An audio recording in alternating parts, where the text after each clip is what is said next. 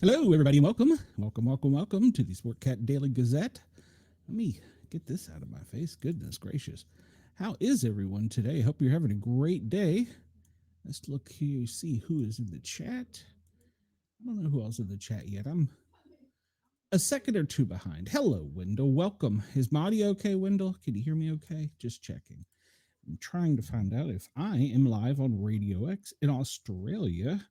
And goodness gracious, we've had some technical difficulties today. So I'm going to try and listen at the same time. Nope, we're live in Australia. Okay. So I can turn everything off now and go along with my show as normal. Okay. All right. So my audio is low, you say? Okay. Well, I'm making some adjustments. How is that? Is that any better? Good afternoon, Chris, and I'm glad you're here. And we've got a great show lined up today. And is my audio better now, guys and gals? I hope it is. I'm trying something new. Here I can listen to myself. Then I'll sound like I'm having a stroke. I start talking funny.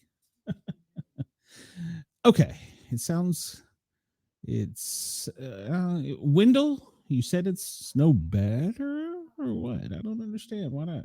Okay. Well, okay. Chris says it sounds good. All right. So we must be doing something right. Let me push a few buttons here.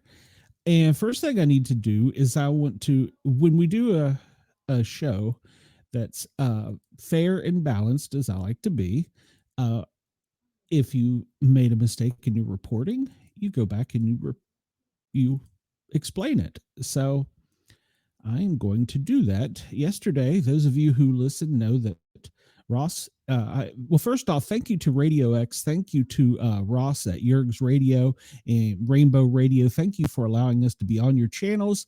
Ross and I sometimes disagree, but I will honestly tell you, I would do anything for him. I consider him a friend.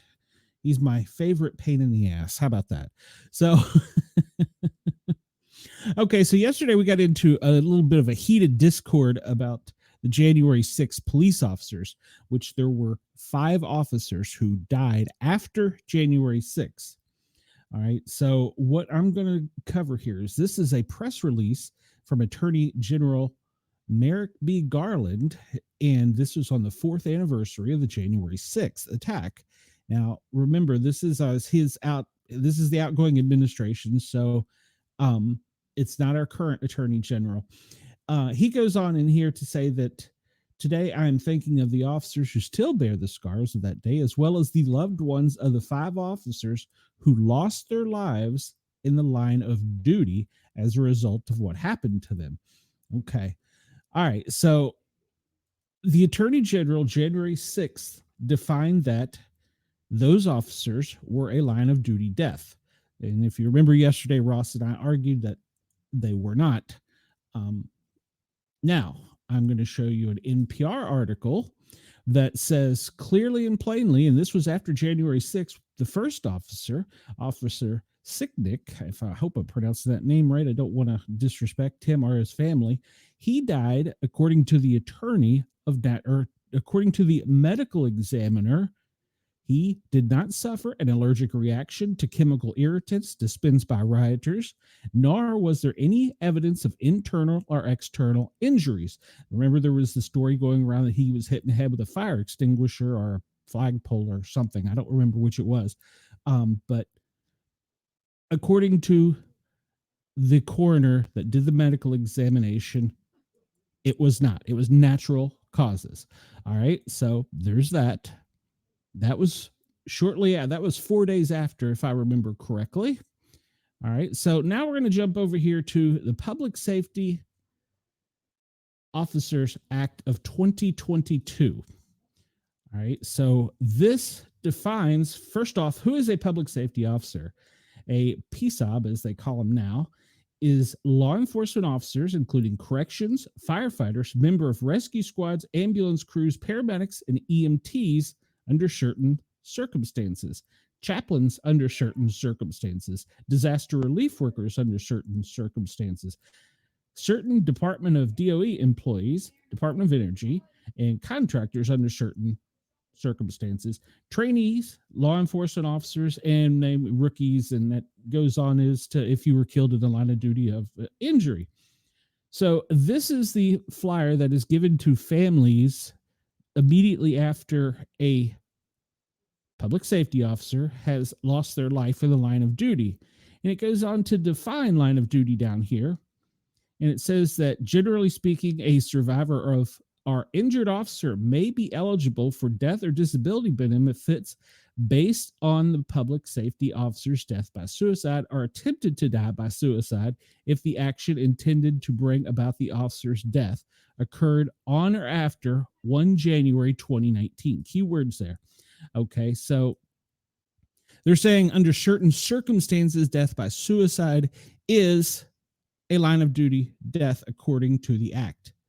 Now, I want to be fair and say I went and looked this act. I read this act. It does not say that. So this is conflicting data, and I'm still researching it because, as I said yesterday in my little dispute with Ross, the two female police officers who just died from suicide by their own hand were not considered line of duty deaths. So I think that this is one of these issues where it has to be decided by, quote, an attorney. So there you go. So him and I both had our facts a little bit wrong about the police officers. So the rest of it, we'll just argue amongst ourselves. So, okay, we started off yesterday with a story about Fairfax County Police were at a standoff at CIA headquarters. Remember, this came just hours after the Kennedy reports or papers, whatever, they were released. And so a man armed with a handgun barricaded himself in a prohibited area of the CIA's McLean headquarters before finally turning himself into Fairfax County Police negotiators. I want to say something real quick about Fairfax County Police. I have worked with them. I know many of them. That is probably one of the finest law enforcement agencies in the country, most well-trained and most well-respected. I would put them above NYPD any day of the week. NYPD may get more calls per volume and incidents, but I believe that Fairfax Police have more training and a superior command staff. So a suspect, that's just me, my public opinion. Nothing against NYPD. I know a couple of them, but, you know, they're police officers are police officers. Yes, Ross, cop's a cop. I'm a fireman.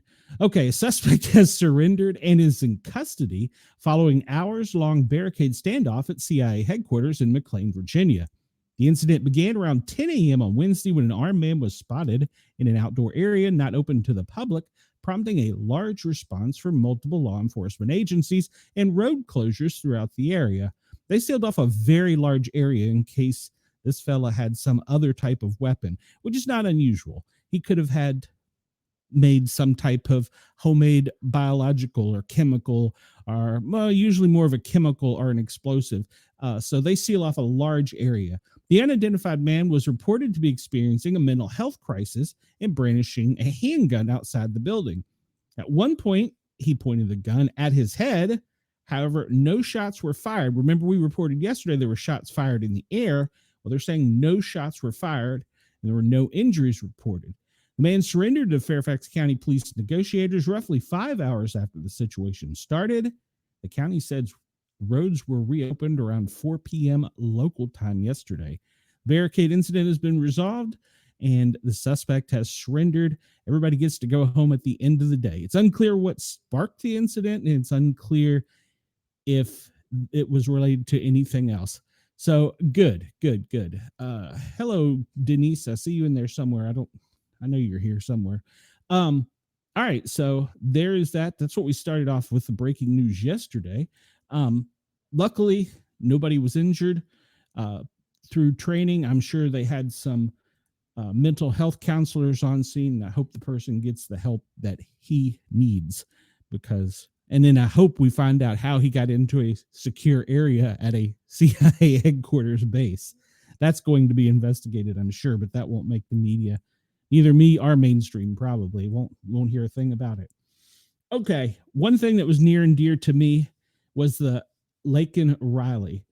She was killed, if you recall, out jogging. She was dragged into the woods and basically had her head bashed in. So it was three Venezuelan nationals are all connected to this case, and they will be deported back to their home countries, according to the DOJ yesterday. The Barrow brothers, and I don't know if I'm pronouncing that right or not, and former roommate faced deportation after they pled guilty to possessing fake green cards. The DOJ said that both of the brothers will be turned over to U.S. Immigration and Customs, ICE, to face deportation. The older brother, 29, gave a counterfeit green card to police after investigating the murder. He was initially flagged by law enforcement because he fit the description of the primary suspect in the case. He was sentenced to a total of 48 months in prison. He pled guilty to 2 counts of possession. According to prosecutors, Diego Ibarro entered the United States illegally on 23 of April at Eagle Pass, Texas. Remember, that was an area Texas law enforcement had really cracked down on by their governor's orders. He is likely affiliated with the Venezuelan gang Tren de Aragua, said the DOJ. Hundreds of TDA members have been deported in sweeping ICE arrests across the nation. I heard yesterday they were in Pensacola, Florida, deporting them, so I'm glad to hear that, getting the beaches cleaned up. Wendell says, hey, I thought I was your favorite pain in the ass. I have my volume up, but it's not loud. Wendell, maybe you're deaf. I don't know. I don't know what else I could do to make myself louder unless I scream. The brothers' roommate, Rosabelle Flores Bello, 29, was arrested by Border Patrol agents on 3 May of 23 after illegally entering the United States. She was, says the brother, says she was sent, now it should be he, to the El Paso, but released for some reason. All right. They provided New York authorities with New York residential address, and it set to appear before an immigration judge on October 18th of 2023. Keep saying she, but didn't they say the brother's roommate? Maybe I'm reading that wrong. So she met Jose Ibarro in New York City, and they eventually flew to Atlanta together on a humanitarian mission. She moved into an apartment with so she was the roommate. All right. So the case, Riley's murder gained national attention and caught the media after being cited by President Donald Trump when discussing the importance of cracking down on illegal immigration. She was a 22-year-old nursing student who was killed jogging out at the campus of UGA in February 2024. I have another story about UGA after a while.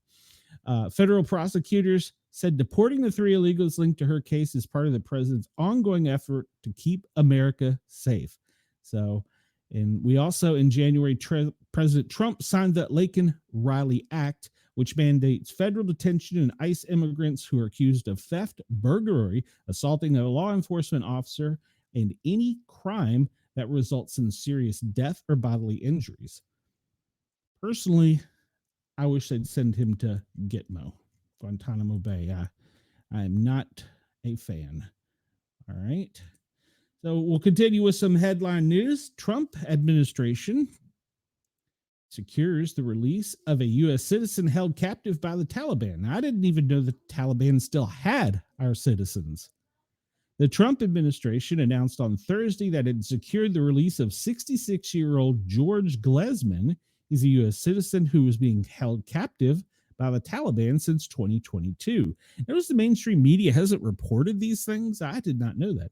Today, after 2.5 years of captivity in Afghanistan, Delta Airlines mechanic George Glesman is on his way home to be reunited with his wife, according to the Secretary of State, Mark Rubio. George joins Americans Ryan Corbett, William McKenty, who were released from Afghanistan on the night of President's inauguration and returned home to their family. He's continued. Did I miss this on the news? I don't remember this. Glesman was visiting Kabul as a tourist when he was detained by the Taliban on 5 December 2022 and held without a cause or being charged, according to the Foley Foundation. He was in Afghanistan to fulfill his dream of visiting every country, having already been to well over 100, the group said. Well, I guess as a Delta employee, he could do that because they fly free. A resident of Atlanta, Georgia Glesman, has had very limited contact with his family while in captivity and his health has deteriorated significantly while he had been in detention, and he has some medical issues that will require immediate care. They'll probably send a air med, probably somebody like who I used to work for, out to pick him up, which will be good. Rubio said that Cutter, how do people pronounce it both ways, played an instrumental role in getting Glesman released after he was detained by the Taliban nearly a year and a half after former President Joe Biden's disastrous withdrawal from Afghanistan. Okay. Georgia's release is a positive and constructive step, Rubio added. It is also a reminder that other Americans are still detained in Afghanistan. President Trump will continue his tireless work to free all Americans unjustly detained around the world. Former U.S. Ambassador to Afghanistan, Zalmay Khalilzad, no, I didn't pronounce that one right, who assisted in the effort, said that the Taliban decided to free Glesman as a goodwill gesture to Donald Trump and the American people. Trump said Trump has made freedom and the homecoming of Americans held abroad a high priority, as what he posted on his social media site. It is an honor to assist in this important effort. So welcome home. I hope that it would probably be the Georgia Medical Flight Company I work for that goes and picks this gentleman up, because that's who Delta contracts with. So that would be one of my friends and coworkers. So maybe I'll have more on that. Okay, this is an exclusive to, is this Daily Wire? Yes, Daily Wire. Parent group sues for Biden-era Education Department communications. Parents defending education sued the Education Department on Thursday for Biden-era records that were not handed over during the previous administration, according to a copy of the lawsuit shared with the Daily Wire. The parents' rights group filed in U.S. District Court in Washington, D.C. to compel cooperation with several Freedom of Information requests filed during the Biden administration. According to the suit, the Biden administration did not make a good faith effort to comply with numerous FOIA requests filed by PDE seeking information on the department's activities. The lawsuit is a culmination of PDE's longstanding document requests that were not honored by previous DOE leadership during the Biden administration, according to PDE Vice President Sarah Parshall. Perry told the Daily Wire. In pursuit of a stated mission to prevent the politicization of K through 12 education, PDE is looking forward to finally providing the public with information relative to the discriminatory aims of the prior education department and where its taxpayer dollars were being sent. Specifically, the suit seeks to answer FOIA's Freedom of Information Acts filed looking for records related to the National Parents and Family Engagement Council, which was filed in 22 of July. The Communications Education Department employee Christine Ishmael filed these documents related to Biden's Assistant Secretary of Education for Civil Rights, Catherine Leham, documents related to her in any usable, they word this legally, documents related to her and any usage of the term from river to the sea by multiple education department employees. The search for communications asked for references to terms like, quote, white supremacy, quote, BIPOC, BIPOC, quote, Folix, FOLX, quote, colonizer, COLONIZER, and, quote, evangelical. The suit says that the department has violated the Freedom of Information Act law by refusing to make timely responses to the requests. The department has made no determination as to the PDE's Freedom of Information requests, made no reasonable effort to search for their documents, and produced no documents responsive to their requests. The suit says the department's failure to make promptly available records sought by them is, well, basically they would like a judge to order the department to produce the documents in question by a certain date and detail specifically why, if any, records were withheld because of rules. The lawsuit comes amid massive expected changes to the DOE. President Trump is expected to sign an executive order Thursday, today at 4 o'clock, that will dismantle that will direct Education Secretary Linda McMahon to start making steps to dismantle the department. That will certainly be challenged in court. And apparently, there's been several challenges of court. I need to keep track on breaking news. The judge that had ordered information for the prisoners that were sent to Ecuador, the 250 prisoners that were not returned, he wants to know why. So he gave the Trump administration, I think, until it was either noon or 1 o'clock, and then he was going to put his gavel down. So maybe they'll send somebody over to arrest the president or Pam Bondi. I don't know. It's going to be a showdown in D.C. over this, I guess. All right. So we've talked about for the past several days how, and this is a political thing, and I wanted to put this in the chat with Ross today, but I couldn't. I had my hands busy with doing things here at the house for the family. Politicians do a thing where they were for it before they were against it. And I got to thinking last night, that's exactly what the Teslas are. They were for electric vehicles and green energy before now they're against it. They flip-flopped. That's a common political thing on both parties. They will flip-flop on abortion, on civil rights issues, on you name it. So it just dawned on me that that's exactly, they've done a political move. They were for it before they were against it. Makes no sense to me whatsoever. What do I know? In a shot, okay, so Jimmy Kimmel, this is from the Daily Wire also, he appears to encourage people to vandalize Teslas.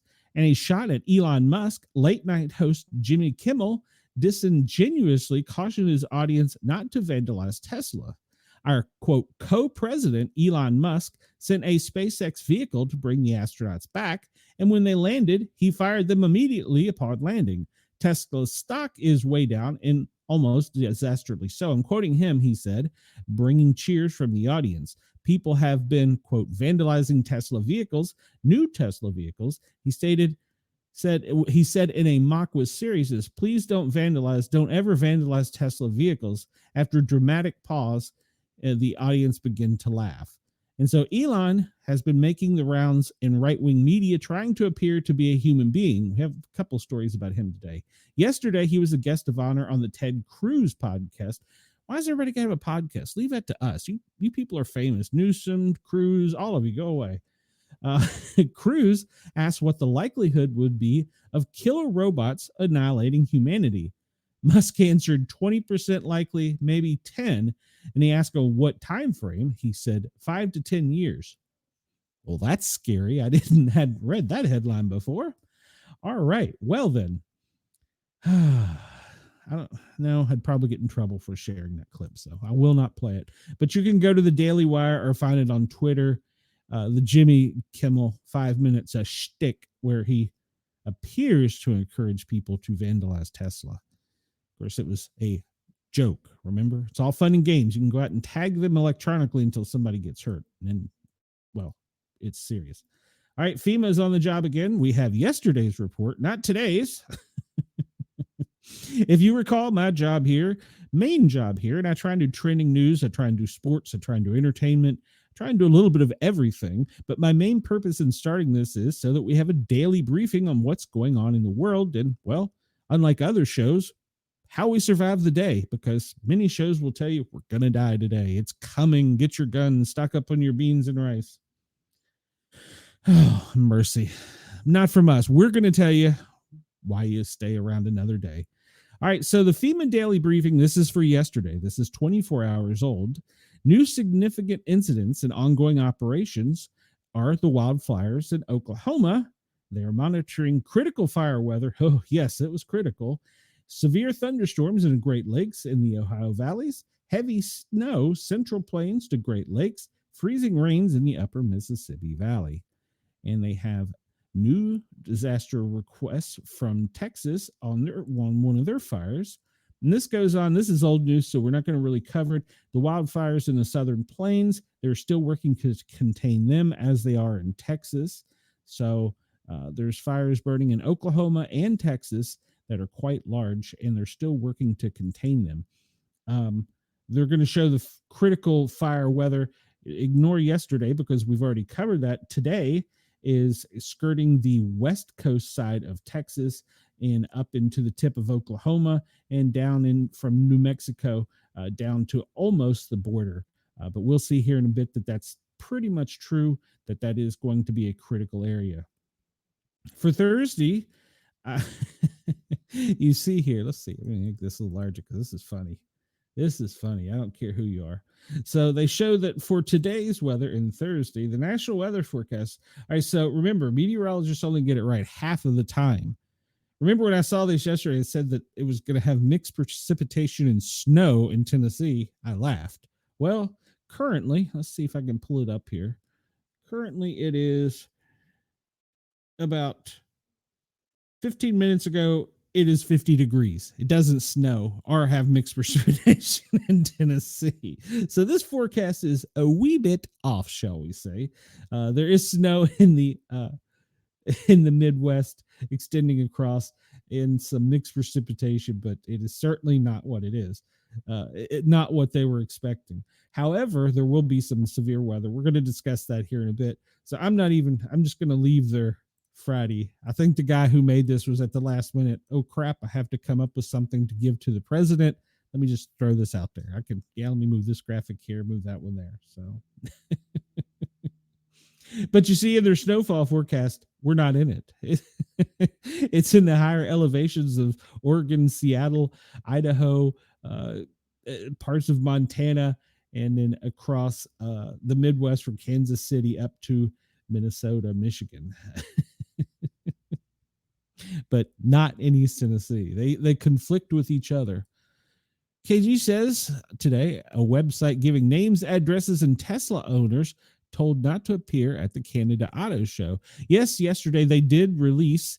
It's a website that allows you to see who owns Teslas, give their address and locations. And I read somewhere else that you could actually see it in real time. So if they were at the local 7-Eleven and you had the app, you could find them. Makes tagging them easy, huh? Technology is good until it isn't. So, all right. So we know FEMA is working in the fire areas. We know that they're still working with West Virginia, Kentucky, Tennessee, the Carolinas, and Georgia, really the whole South, to rebuild highways and get people repatriated into residences. There's been quite a bit of controversy over that issue, but they are trying. You might have a tiny home for a little while, but hopefully you won't be living in a tent and drinking water out of a river. So hopefully they're getting their act together. So those are the major areas they're operating in at the moment, and they're concerned about the heavy snows that they're anticipating today, which I don't think is going to become a thing. So, all right. So that is your daily brief from FEMA from yesterday, which, well, I hit the wrong button here. Let me hit that button again. Which we know isn't exactly accurate. So I kind of like that. It made me feel better. I was kind of right for a change. So, all right. So the president's daily schedule: 9 o'clock, the regular press time calling. At 3 o'clock, this is for Thursday. He is signing even more executive orders. We know one of them is the DOE one. And then at 4 o'clock, he's participating in an educational event and will sign an executive order. It must be the same thing. Wendell says there's no snow here. If there's snow in Alabama, there would definitely be snow in Tennessee. So KG would stand a better chance of getting snow than any of us.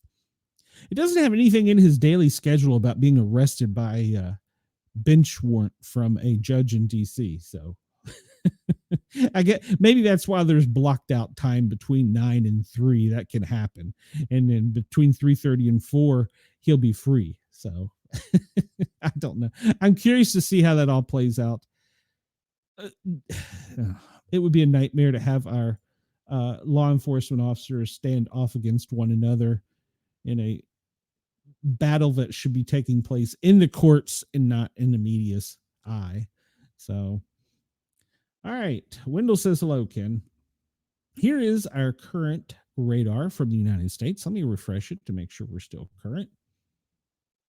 And this will show us, of course, it zooms in Georgia first because I do use the Georgia Emergency Management Agency's website because I find they've got the most accurate information of them all. All right, that little front yesterday we talked about, it's extending from pretty much um, down across the Panhandle, the Gold Coast there, or the Lost Coast of the Panhandle, the Gulf of America, and extending up just briefly, stopping over the Carolinas and Virginia, and then further up into Canada. The only severe weather that looks to be coming about out of it, and they've not even put anything more than a gale warning out, will be up in the New England area. There's only been wind warnings, so hopefully this is going to dissipate, but depending upon the temperatures, it could draw water off of the lakes and have lake effect snow, which is what you see right here.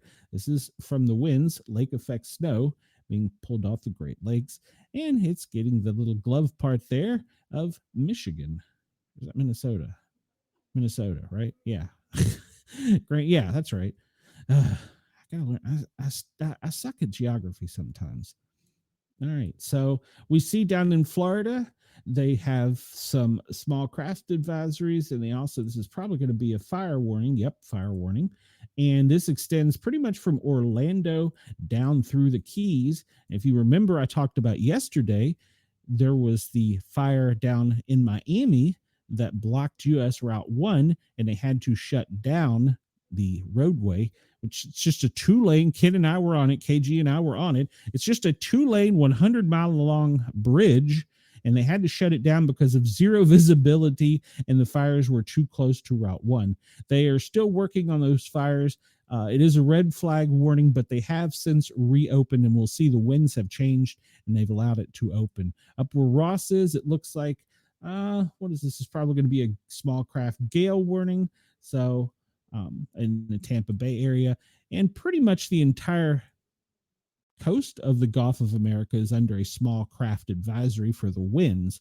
All right, so there's a freeze warning in effect, Wendell, for just north of you, I believe, and for the lower or the higher elevations in the North Georgia mountains of the Appalachia. But that freeze warning goes into, as it goes up the Appalachia, just turns into a wind advisory. So what that's telling us is that cold front is still trying really hard to push down, but there is no precipitation being pulled out of this. Someone has not hit the button. Yeah, you're right. There is no moisture being pulled out of this coming off the Great Lakes significant enough to create snow in the south. So they foobarred on that one. So, all right, we'll look out here. All the little blue dots are earthquakes. We'll cover those here in a minute. We look here, the fire weather warning, the red flag is pretty much south of Denver, all the way almost to the, well, it is the tip of Texas, Lubbock, over into New Mexico, and a small tidbit of that corner of Oklahoma. But the fire weather watch then extends further up almost to Canada from there. So the winds are not going to be as high right now, right there, which is a plus for firefighters.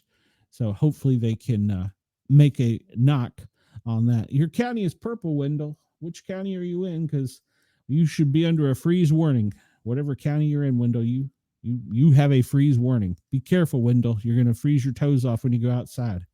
I know it's rough for you hillbillies to wear shoes, so make sure you have your shoes on so you don't freeze off your little digits. All right, and there's the remnants of that storm that was ravaging the country last week. It's pushed off from Bermuda and going further out to sea. All right, as we move across the country, we see there's no real precipitation to speak of. There's some light snow squalls here and there in the higher elevations. That little front is just sitting there. Calhoun. Well, hopefully you don't freeze in Calhoun, Wendell. KG, are you in the blue too or purple too? So go away.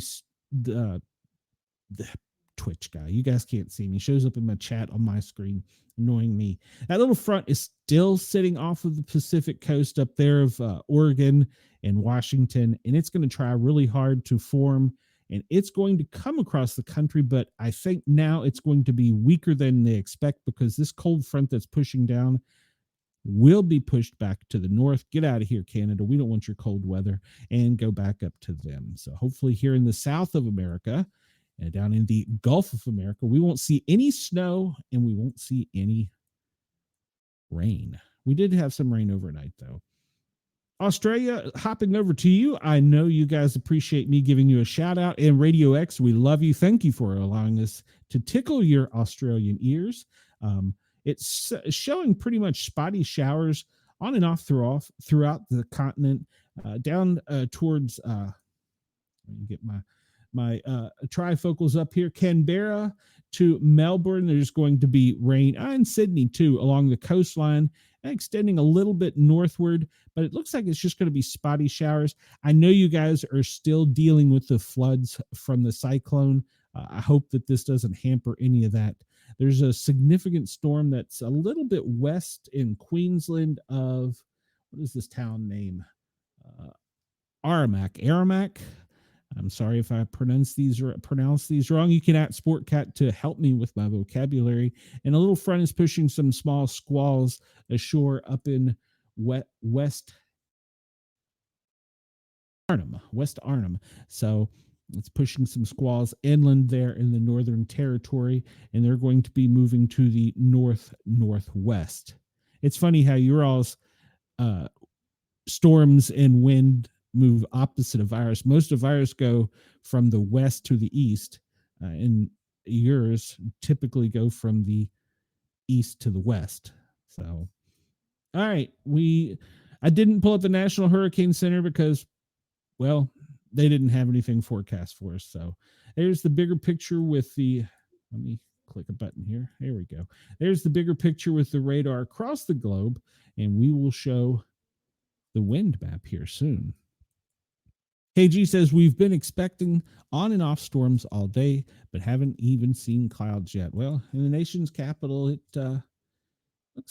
looks like there really is just dry air. And this is that same little trough of dry air that was from Louisiana up to the Ohio Valley. It's just kind of moving its way, wafting its way towards the East Coast. I've been wafting. Now I got to get in meow. So you have to be a follower of my Para Our Normal Guys show to understand that one. And I'm not sure that either of my girls, I know they're both at work or watching to heckle me. All right, Wendell, I know you love the earthquake updates, so here you go. Today we've had earthquakes of 2.6 in Elder, Kansas, 2.5 in Puerto Rico, and they had three of them. They were 2.5, 2.5, 2.6. And where's this one? Utah. All right, they had a 2.5 in Utah. And then once we get out of there, Alaska, we know Alaska experiences them almost daily, had a 3.1. And this is way down on the, I guess that would be the west.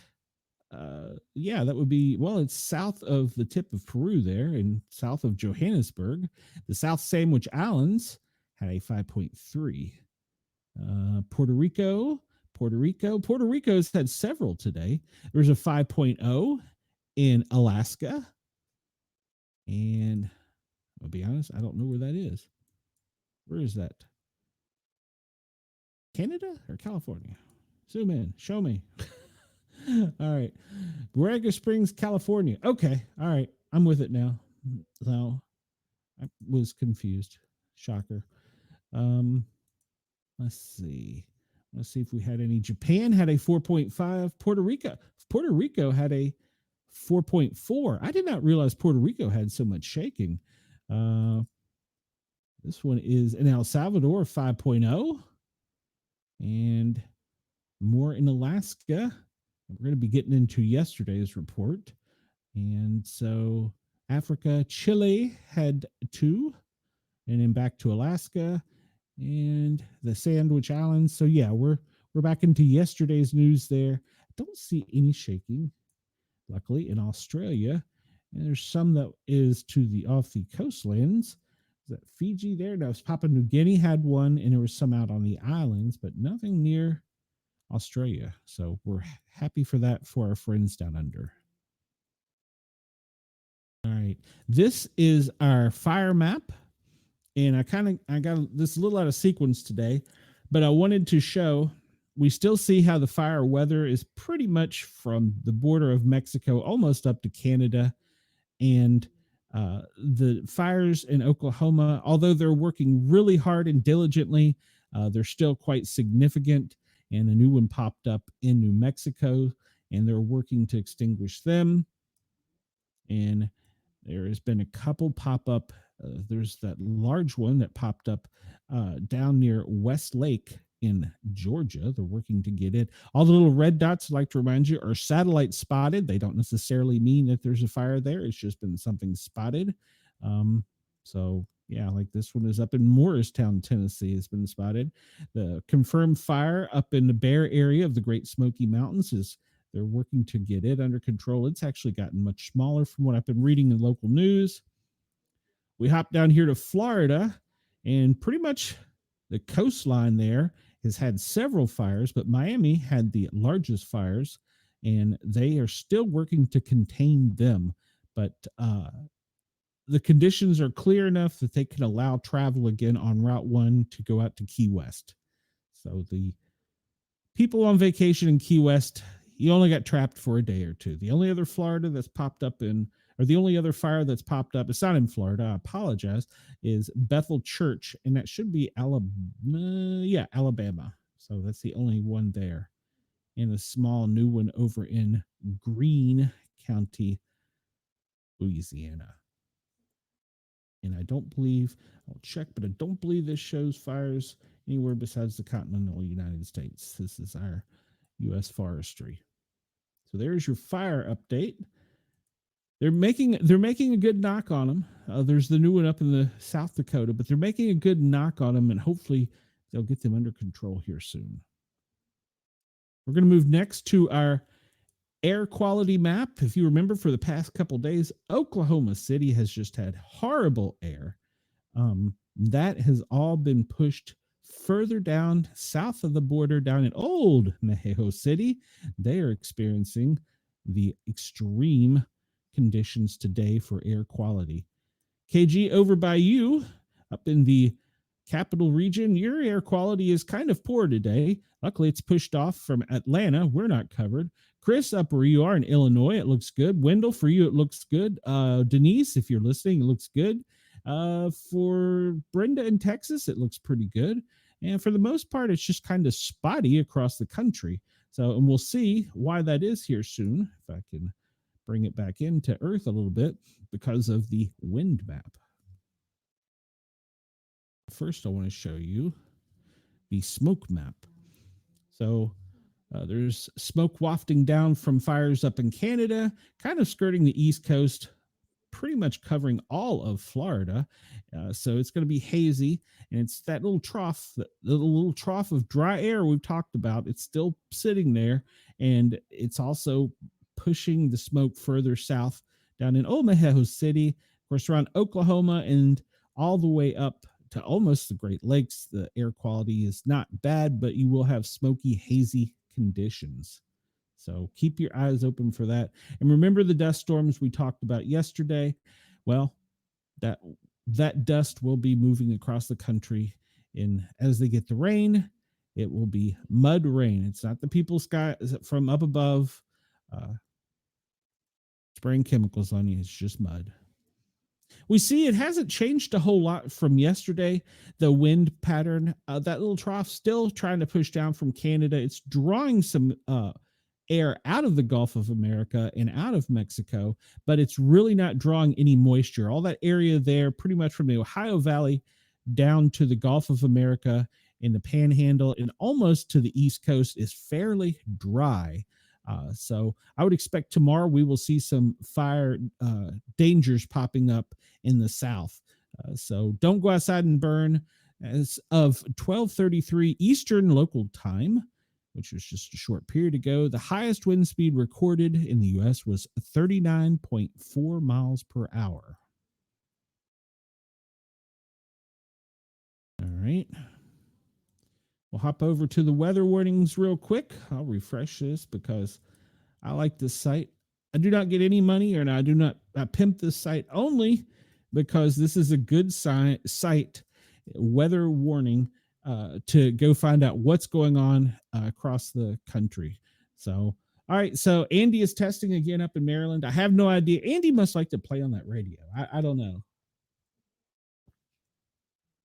All right. So for Nebraska, we have the red flag warnings, the small craft advisories. We talked about these, the gale warnings. We talked about those. There's a wind advisory for Florida and Georgia, probably the lower section of Georgia. And Kentucky has a flood warning, severe. It's probably from the rains in the north coming down. We get back into the gale warnings. Virginia, KG, you're under a flood warning.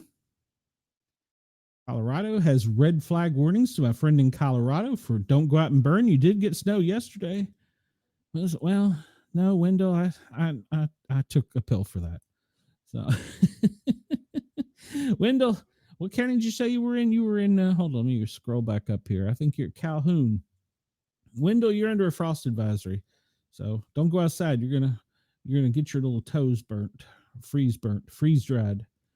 South Dakota red flag burn warnings we talked about, and we're back into the gale in the craft warnings along the coastlines. And up here, hazardous sea warnings. This is off the coast of Washington. We haven't seen one of those pop up, so that must be from the coastal waters that are being pushed in that little front. We hadn't seen one of those before, so that's good. Indiana, a flood warning, and this is pretty much everything we've talked about so far. South Dakota, of course, red flag warning. And this is all pretty much as we've discussed. A flood advisory in parts of Middle Tennessee, Mississippi, a moderate for a freeze warning, and wind advisory in West Virginia for Cheyenne.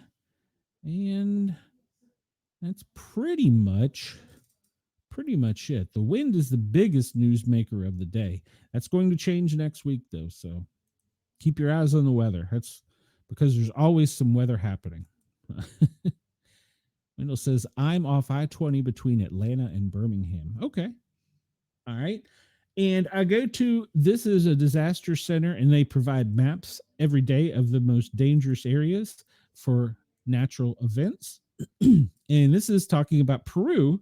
And if you remember, we talked about Peru last week, severe weather and floods. So they're getting plenty of rain in Peru. I've actually visited Peru. I've been to Pasco, and I've been all the way down to Maquia, Tacoma. I was all the way down in there. I've been all over South America, but I liked Peru. Peru was a great place. So there's going to be side note. Sorry, guys. There's going to be heavy rains and flooding problems in Peru. So if you are by chance listening to me in Peru, please be weather aware. So far, they've had 1 fatality, 3 injured. This has affected more than 35,000 people and destroyed more than 20,000 homes.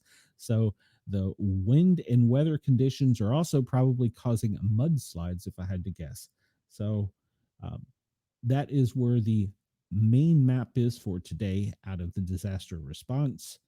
And yesterday, of course, it was in North Macedonia where we talked about the medevac operations for the fire. And here is everybody's favorite, the world wind map.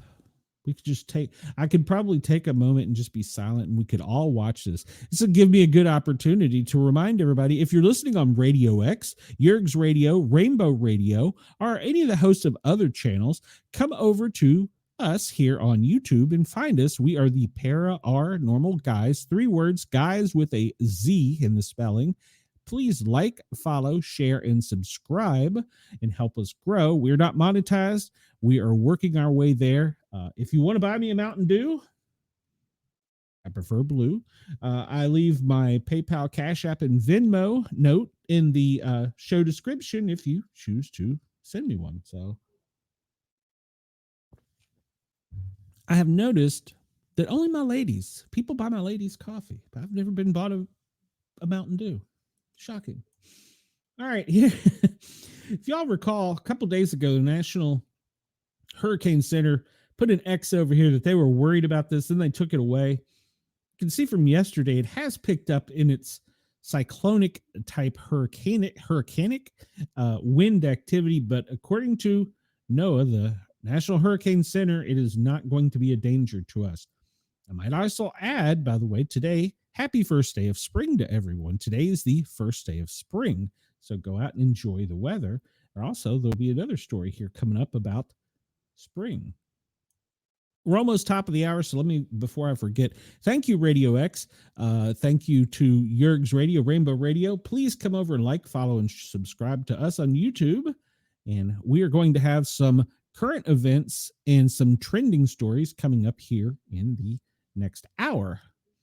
All right, so we'll spin down under and look at the wind conditions in Australia. I love this map. You can just take the globe and do whatever you want with it. And we see in Australia today, it is not that windy. There's some winds coming out of the, what would that be? The south. That's the middle part of the country, the continent. And they're extending kind of towards the west slightly, but mostly everything is blowing and brushing the shorelines of your beaches, your golden beaches. But most of the winds in Australia at the moment are relatively calm. Let's see. The maximum I see here is 29 kilometers an hour is the maximum wind gust. And where is this?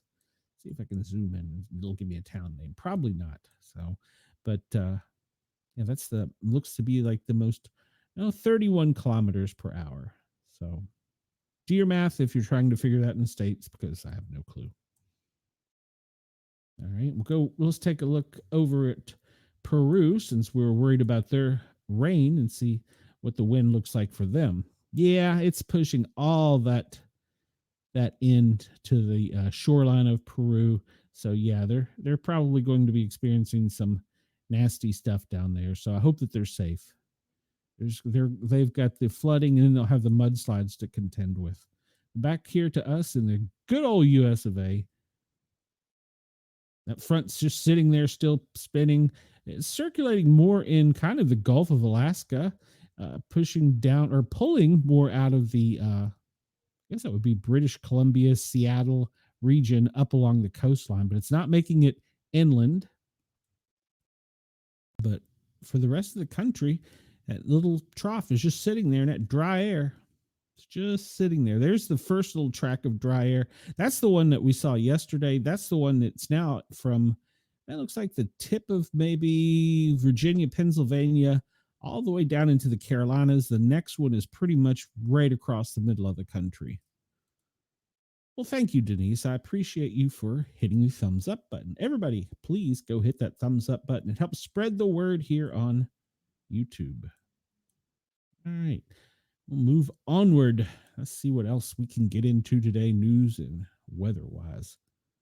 All right, we talked about the winds. We'll zoom in real quick one last time and look at the winds, and then we will look at the next map is the power outages. I'll refresh this because the other day, remember, California, it didn't pop up. All right, so Nebraska has 46,640 people currently without power. In Michigan, they have 12,746 without power. Let's see what part, if I can zoom in here. It's right there, the Mackinac region, right around the Great Lake. So yeah, those are the counties. Must be from the winds coming off. Or any other digits. Yes, we worry about Windows digits. So all right, so that's Michigan. Nebraska, it looks like the hardest hit areas are Colfax, Dodge, Sanders, and that part of Nebraska. So those are the largest areas hit without power at the current time. And you can check this at any time, poweroutage.us.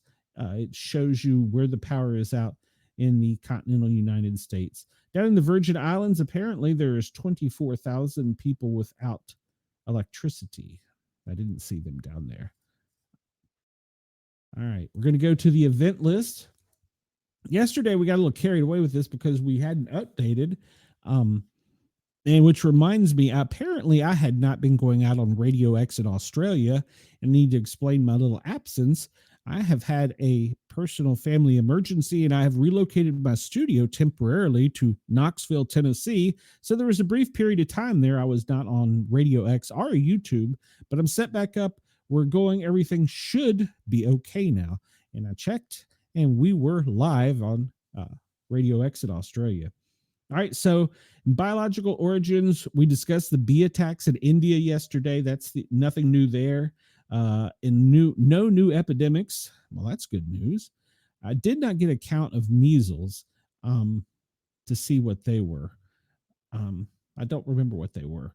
All right, so epidemic hazards in Canada, their measles cases have increased. Luckily, I don't recall here any in the States. And let's see, social incidents. India, 22 Maoists killed in 2 separate operations. I remember them saying on the news earlier there were some military operations in India ongoing. No new mass displacement.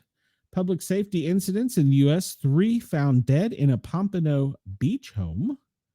In Nigeria, police inspector, 12 bandits. A police inspector and 12 bandits were killed overnight in a gunfight. All right, that was in Nigeria, Africa.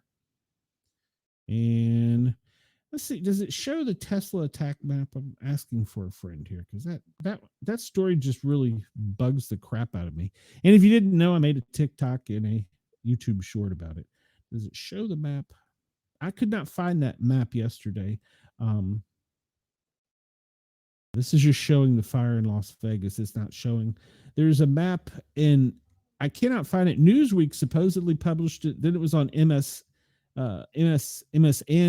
but I couldn't find it elsewhere. So I looked, but couldn't find it. I did see one that showed where they were trying to dox people, and I tuned that one smack out. I didn't pay any attention to that one because, well, I wasn't interested.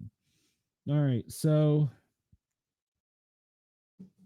serial demonstrations in Turkey. Thousands are protesting against the arrest of the Istanbul mayor. Okay, didn't know about that. We know the war is still going on in Israel and Ukraine. We hope that they get peace in both those areas soon. Environmental pollution in Norway.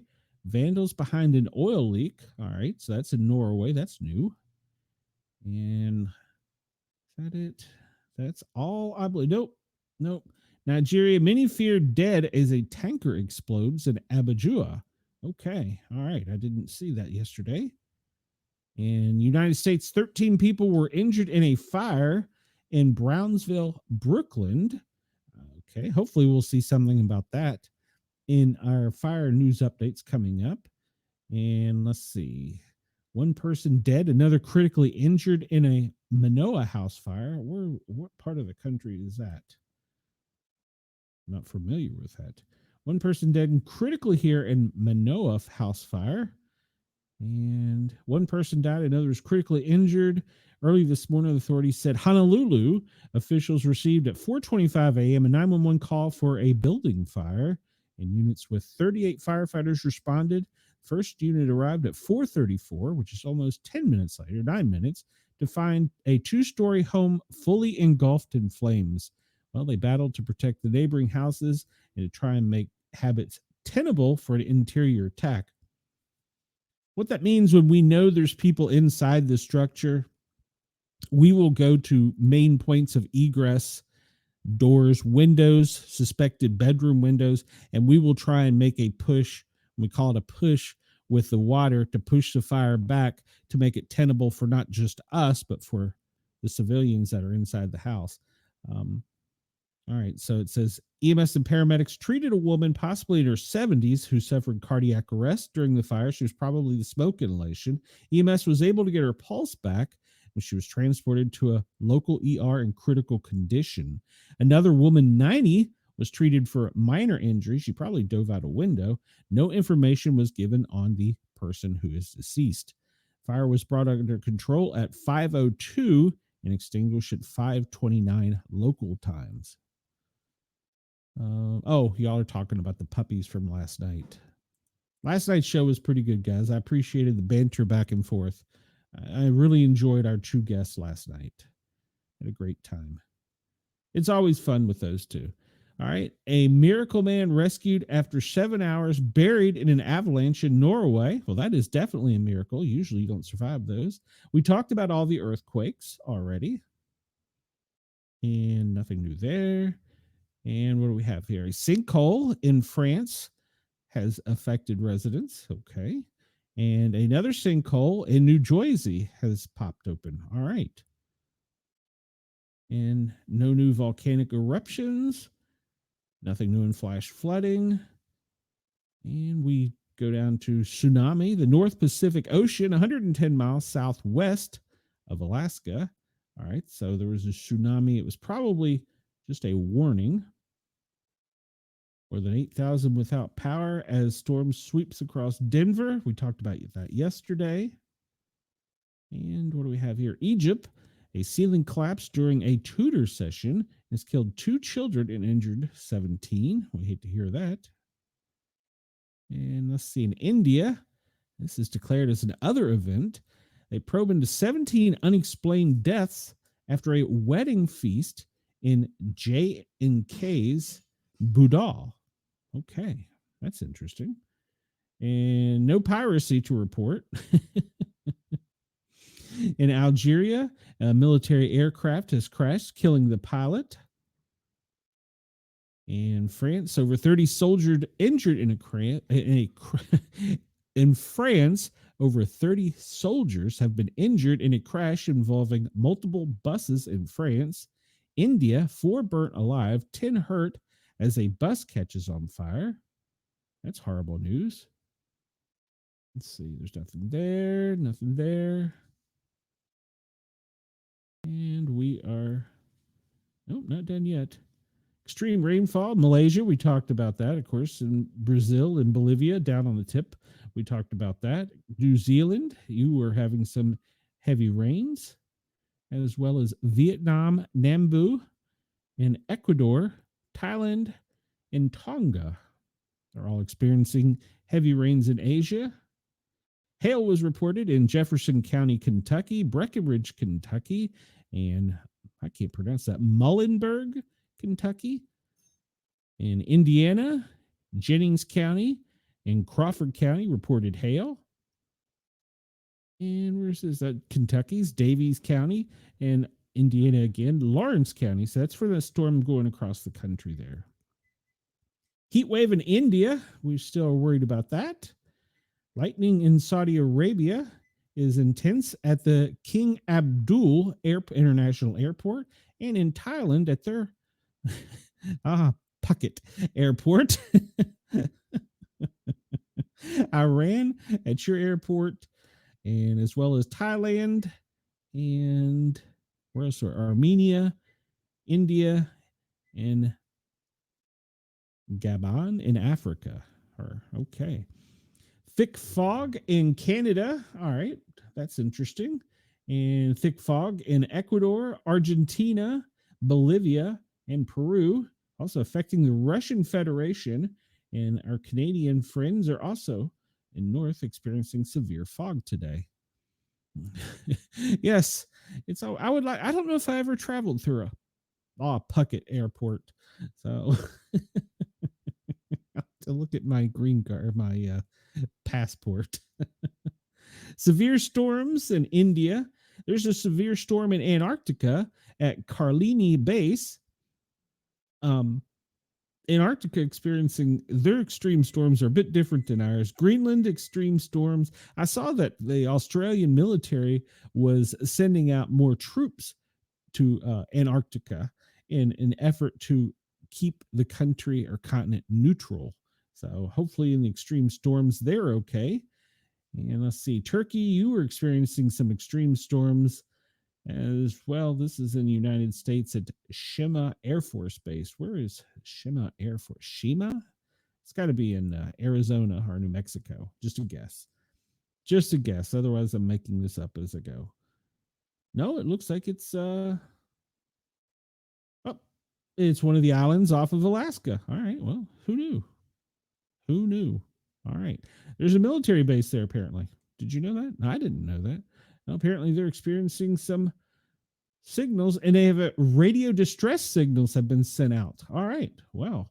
From the Hungarian National Association of Radio Distress Signaling and Telecommunications, they have sent out radio distress signals at the military base. Interesting. Interesting. I did not know that. And it's an Air Force base. And Greenland, back to you with some extreme storms. Tornadic activity, none new today, but there was definitely some in Illinois yesterday and some severe storms that swept across the Ohio region up there towards the Great Lakes and the Midwest up where you are, Chris. All right, that's interesting. I'll have to follow that up. A radio distress signal. I should put a Google alert for that.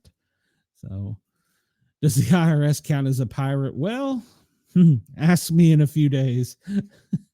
Ask me in about 28 days. Because, yeah, they're not going to be my friends. They're not going to be my friends at all. I don't like them very much. All right, so what do we got here? What is this? I don't remember seeing this one. Barricaded subject in Chelsea. That was overnight. Let's just go here from the top to bottom so we don't have to look at each and every dot. In Sterling, Connecticut, it was a first alarm fire in a well-involved dwelling, and they requested tanker due to the water supply being limited. A second alarm in Henderson, Nevada. Oh, we don't get reports from there often. Clark County Fire Rescue on scene. The second alarm struck for a heavy fire at a one-story commercial building. That's interesting. We didn't see anything about that. Brockton, Mass. This is also, you can get this on the New England Fire News. They say there's 22 new incidents as of today. That's including overnight since we last spoke. Brockton, Mass. A second alarm in a one-story wood frame vacant burning building. All hands went to work. All right, and all hands means that everybody on scene is doing something. Second alarm in Wilmington, Delaware on Veal Road. A second alarm was transmitted for fire through the roof of a commercial building. We're seeing a lot of commercial buildings, so pay attention to that. More in Brockton on that fire. It's probably just updating from when they first got on scene. Doylestown, Pennsylvania. They had a working fire transmitted for fire in a commercial building and calling for additional engines and probably tankers. All right. Entrapment in Alpine, New Jersey yesterday on a motor vehicle collision. The jaws of life went to work. That was yesterday. No, that was this morning at 5 a.m. Eastern time.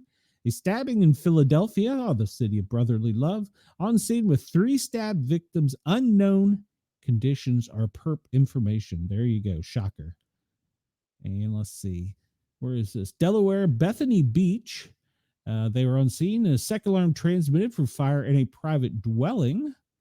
And Trauma Paradise, or okay, maybe this is a trauma in Paradise, Pennsylvania on White Oak Road. Male victim who was working on his car and found trapped underneath it. Extrication in progress. Victim is possibly a fatality. I had a call like that in Fairfax, Virginia when I was first starting out, and he wasn't under the vehicle. The car was up on ramps, and he was on a stool, and he was up under the hood, and it was an older model. Of course, this was in the 80s, with the kind where you put your hand in there and you make it click, and it's got a little J hook, and the hood had fallen down and went into his back, and he was pinned between the hood and the engine block, the front of the vehicle. Oh, that was a mess. He survived, no permanent damages, but it was crazy. It took us forever to get the hood off of him without doing more damage. Second alarm in Baltimore for a 2-story middle of the row. When they say a row building, it's basically a string of condos, and it was the unit in the middle. There's usually at least every third condo on either side, at least minimum, should be a firewall, so they transmit an additional alarm to try and keep it contained to the one unit. Poughkeepsie, New York. They were on scene with a working fire in a structure with exposure problems, probably due to the high wind.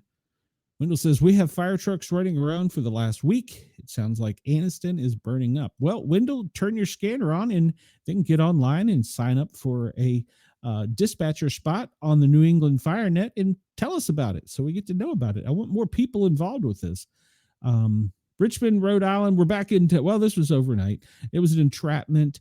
Valley Fire District and EMS were on scene for a collision with a rollover into a pole. The jaws went to work. Whoop, zoom out. So there you go. This is the New England News Fire Map, and it's free to join. You can go check out their site. It's free to go in there. And well, Window, you should have a scanner. Everybody needs a scanner. They're like $36 on Amazon. Get a Baofeng and don't transmit. I'm not telling you to transmit. Just buy one to listen. The cheapest way to listen. Yeah, I would love to get this site more active. It used to be, but the older generation of scanner buffs, such as myself, KG included, and so many things are going digital that you can't hear them. They just won't allow you to hear them. I personally disagree with that because I don't believe there's no transparency in that. But hey, what do I know? All right, we will refresh this page. Since I pulled it up over an hour ago, make sure there's nothing new. This is the disaster alert page. You can go to disasteralert.org, and I'm going to zoom into the continental United States, and it says we have 9 new notifications. Well, this is all stuff worldwide. Floods in Peru, Bolivia, volcano, that's new. That was 16 minutes ago in Ecuador. Winter storms in Ontario. And wildfire in, where is that? India. Okay.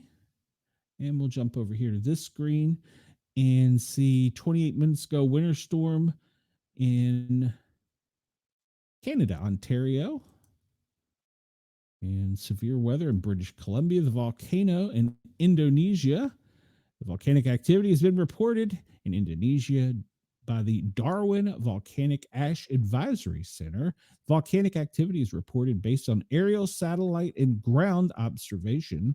It is estimated that 22,000 people, 5,640 households, and $56.7 million US dollars of infrastructure are within the affected areas. Okay, well, hopefully they can get out. Is there a volcano warning? Does the government warn you of a volcano? Let's see. Indonesia, we just covered that. Flooding in Malaysia, flooding in North Queensland. We talk about this. Floods have been reported in part of North Queensland, Australia. Reports indicate that heavy rainfall have affected North Queensland. We know that, in northeastern Australia on 19 March, causing severe floods that have resulted in significant damage.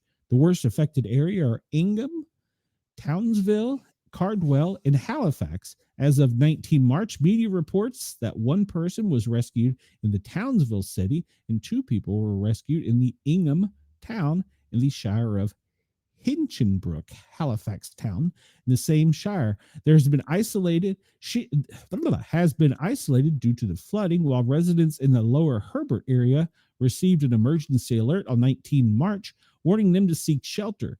Floods have caused widespread damage, disrupt roads and schools, and prompting emergency services to monitor vulnerable areas. Authorities have issued moderate flood warnings for the Herbert and Belay rivers, a minor flood warning for the Ross River, and flood warnings for the Black River and the Blue Water Creek over the next 48 hours. More moderate rainfall with isolated to very heavy rainfall and storms is still forecast across Queensland.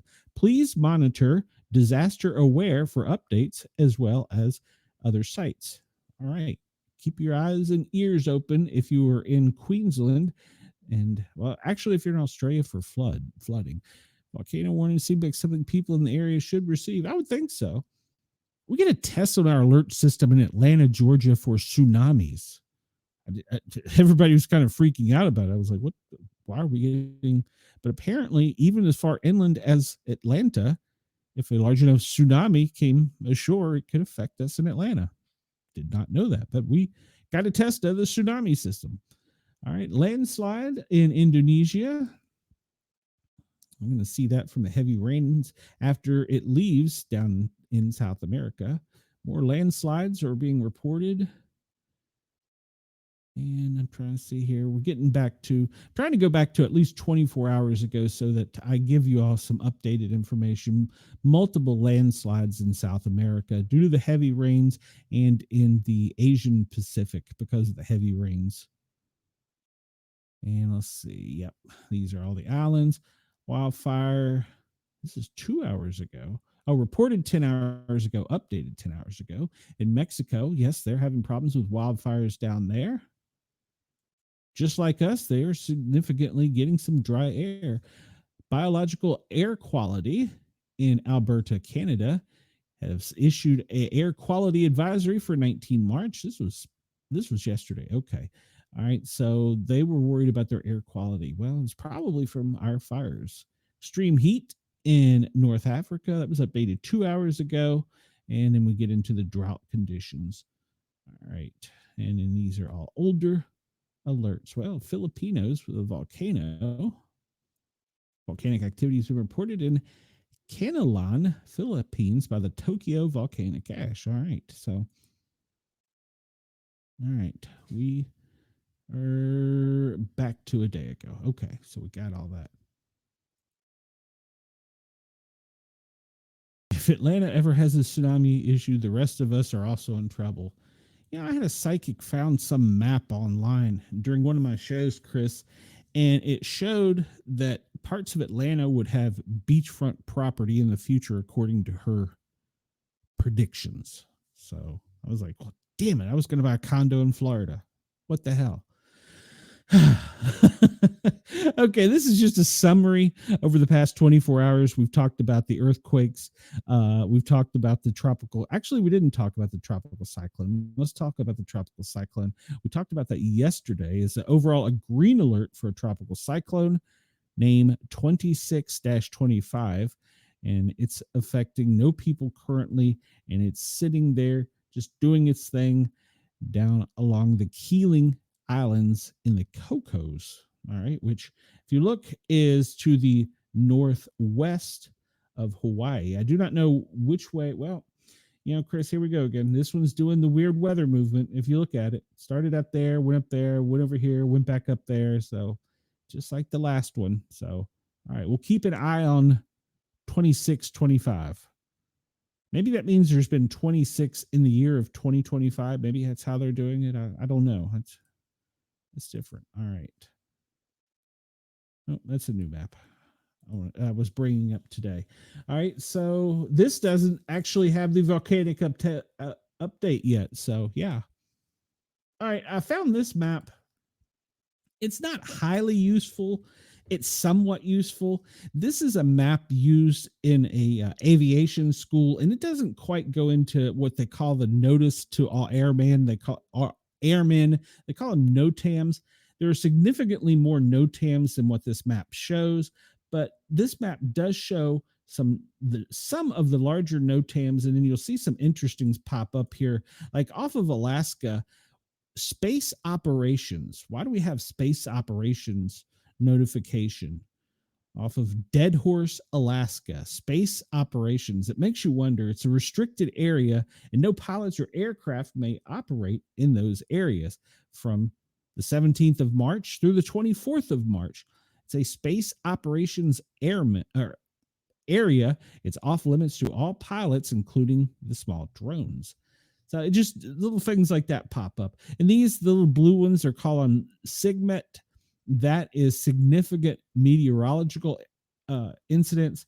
And a lot of times those are just for turbulence. The key thing I don't know that I like or don't like about this map is you will see these little purple dots all over the country. And these are off limits to UAV, or what they call them, UASs, unmanned, basically drones. But what I don't like about this is if you look across the US where they've put all these little restricted areas up for drones, these are areas of critical infrastructure. So at the same time, so let's just see if I can find Tennessee here, because I know Tennessee has one.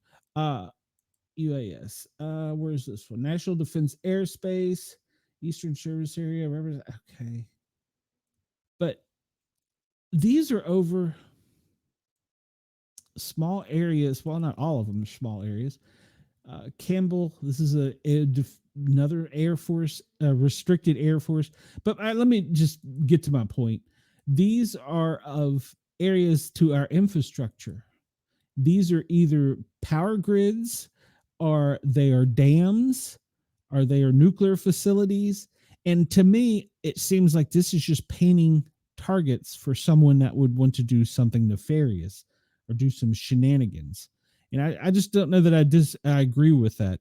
And I understand, that you have to put them up, but at the same time, you know, like, okay, here I found East Tennessee. This is over Oak Ridge. There's not only a NOTAM, which is off limits to all airmen. This is it's called the volunteer NOTAM, but there's these other ones for smaller buildings where they restrict it to drones. Are we not just painting targets on things? Or am I crazy? I don't know. Maybe it's just me. Then, of course, we see this will get into Washington, D.C. This is effective immediately until further notice. This has been up forever. It's basically, I think, a 50-mile wide area where even if you fly up into it, which you do have to fly up into it to get to DCA, Ronald Reagan International Airport. But this is all for the president. And then there's one specific area where there is no one allowed. And that's basically, this airspace is so controlled you have to have a permit. And this is the airspace we also saw from the Key West Bridge down to past Mount Vernon, where the plane and the helicopter collided. So you have to have a special permit to even operate in that area. But yeah, this is all for protecting executive branch and the legislative branch and the judicial branch of Washington, D.C. And then you'll see these others pop up. I didn't see, but there must be something going on. These are special alerts. The orange ones are for dignitaries. They don't say what dignitaries, they just give areas. So somewhere up in this area, it's probably the UN, if I had to guess. There's dignitaries in town, and they have sealed off airways where you can't get into them. So it's just temporary. It's for VIP movement, as they say. Now, you can fly through them, but you have to have permission and you have to have been cleared in advance. If you were just to be a pilot out and about, doity doity doy, and fly into one of these, probably going to get called out and your hand slapped by the FAA. You fly into this just without asking up around the DC, Virginia, Maryland, Pennsylvania area, you're not going to get a slap on the hand. You're going to get met by an F-16 or F-18. So, but I found this map interesting because, like I said, I think we're just these little dots and areas. We're just painting things for bad guys. And I don't know what a space operation up off the coast of Alaska would be. That just threw me off too. So, at any rate, I digress. I'm just trying to figure out some of these little dots and things, and it seemed like something that I thought everybody would be interested. Guam, we have a red one, so you can't go into the area of Guam. So something's going on there for security reasons. Who knows? They don't tell us. So, all right, that's what that is. I did note, though, over in areas where bad stuff's going on, they don't have anything listed. There's no, you don't want to fly over here. This is a war. So there must be another website that tells them outside of the US, but this is just the continental US, and it doesn't list all of them because it's constantly updating. But this lists more of the ones for drones that are steady and the main ones, except for the small ones where they're moving people around. But yeah, Air Show Sports. I did see that one, and there's the Air Show Sports down in Key West. So I saw that pop up for the next 7 days. And yeah, that's a hazard off of the coast there. Wonder what that. Oh, I know what anybody want to guess what these hazards are? If I had to guess, that this red area is probably for Mar-a-Lago. Or no, I thought he was over further to the west. And that would be this area, would it not? Yeah, I think that is this area, but it's not as highly protected because he's not there, unless the first lady is there. The first lady's there, they put it back up.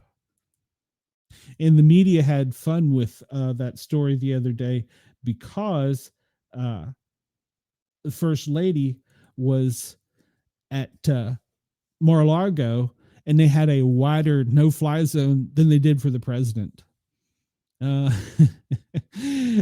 Chris says he thinks all maps should have a red or orange area just out of caution to public over Andy. Well, he's always doing the tests on the radio, so who knows? All right, so we got 20 some minutes to fly through some news here. Chris, I'm sorry, we're probably not going to get the sports in again.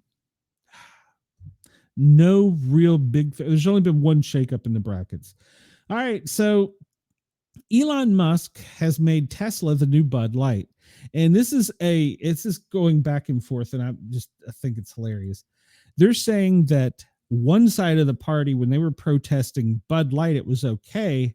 But when the other side of the party is protesting Tesla, it's not okay.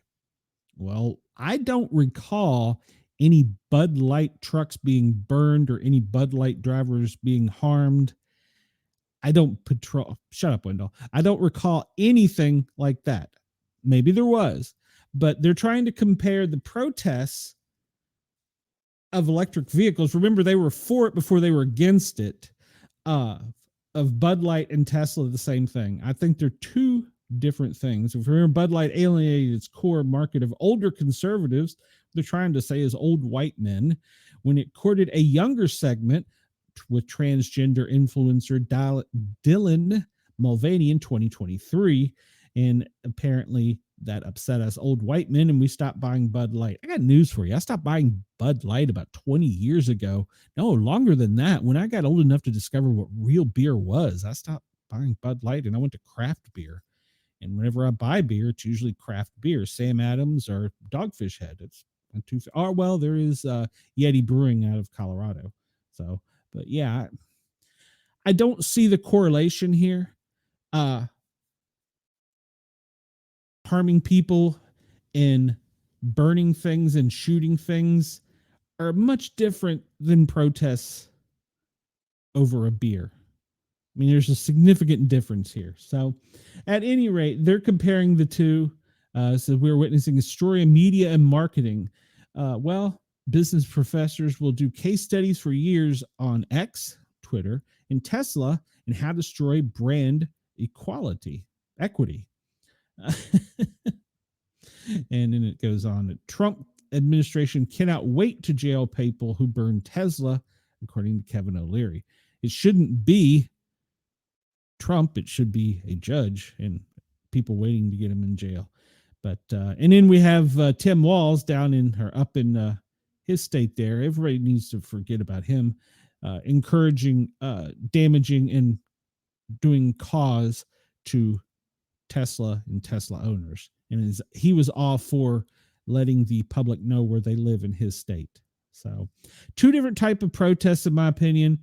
Like I said, I don't remember anybody getting hurt in the Bud Light protests. So there you go. There you have that.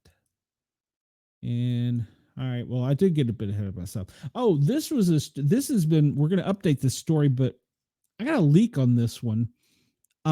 We know that the Pentagon deployed the USS Gravely to strengthen border security. They're teamed up with their Coast Guard partners down in the Gulf of America.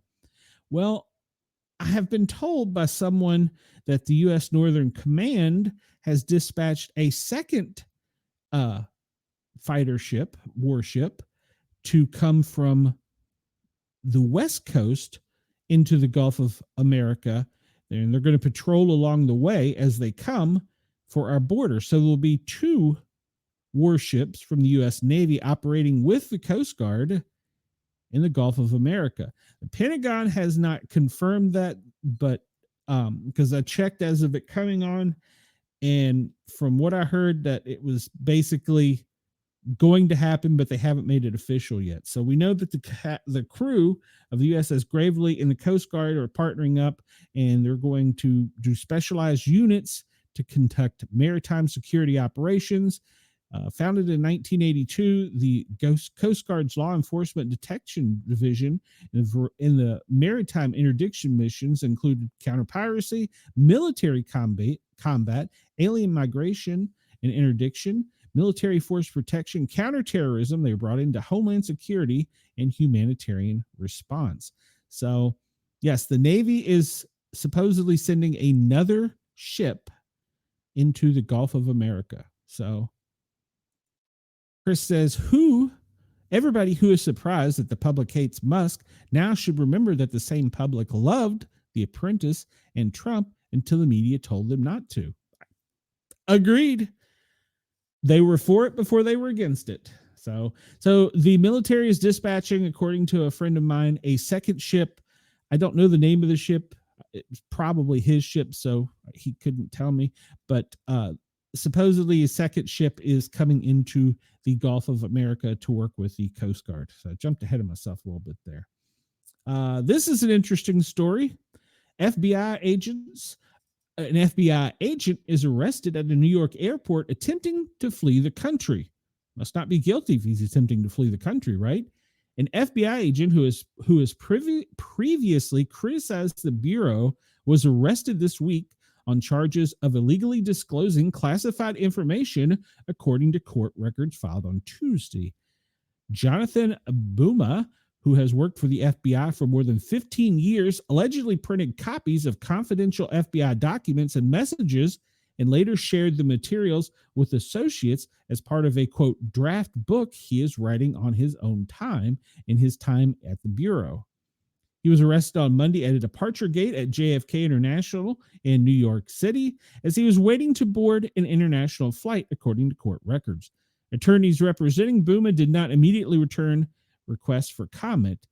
Buma has raised issues with how the FBI was handling certain investigations through statements to the news media and various governmental agencies, including Congress, according to the filing. So we have a FBI agent that is been arrested for trying to flee the country with classified documents. Interesting. And what does Wendell say? Makes you wonder if the cartels have gotten military ships.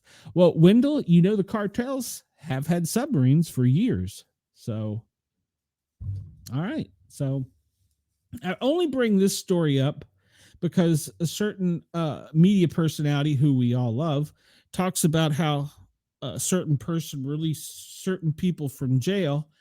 I thought that this story was interesting. A drug dealer let out of prison by Biden, charged with more drug crimes. Shocking.